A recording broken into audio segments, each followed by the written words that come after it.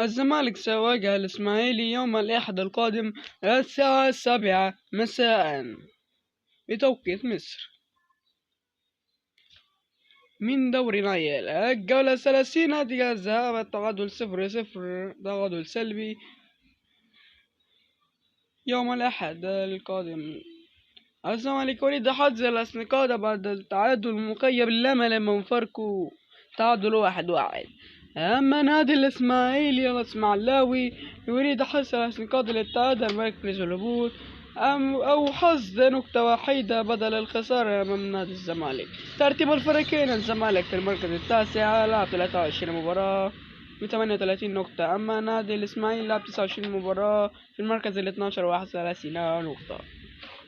القناة الناقلة للمباراة أون تايم سبورتس 1.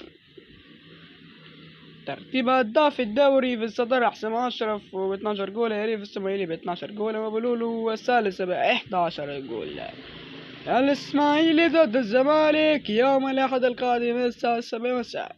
لا تنسوا الاشتراك واللايك المتين.